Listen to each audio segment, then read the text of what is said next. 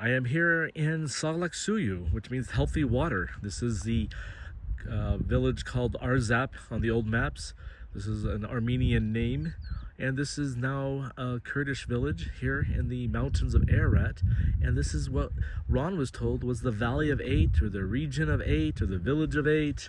I even talked to a local villager about that name, and they said yes, it's known as the Valley of Eight, and they were claiming that eight springs or valleys fed into this main valley. They didn't understand the biblical story about 8 people on the ark. So that name is something that villagers have used in the past. Well, I'm here on almost close to sunset, but a beautiful day after a fall storm that came through yesterday. And you can even see Mount Ararat crystal clear. If I were to zoom in, you can see the summit. It's so amazing, guys. Look at that. There it is above the clouds. The famous Mount Ararat. We're in the mountains of Ararat. And we're here where Ron Wyatt was looking at, he believed was the house of Noah.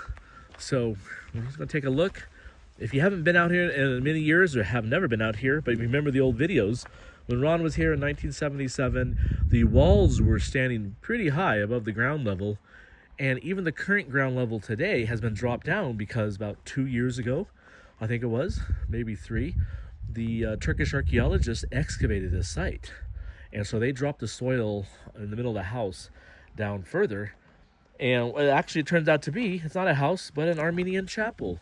And I talked to some locals about this, and they said, yes, there were 4 chapels in this village of Arzap, Armenian chapels. Well, the big church was in the middle, and there's 3 more around it, smaller ones, including this one. You can see the rounded semicircle in the apse for the chapel right here.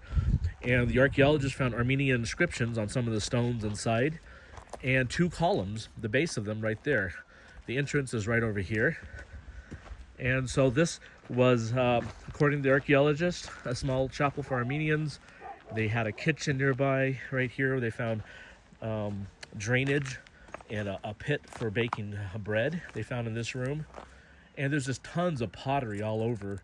But in front of this building, this is where Ron found 2 headstones with the carved story of Noah and his wife dying. And so that's why he really believed that those were the headstones, and thus this was the house of Noah.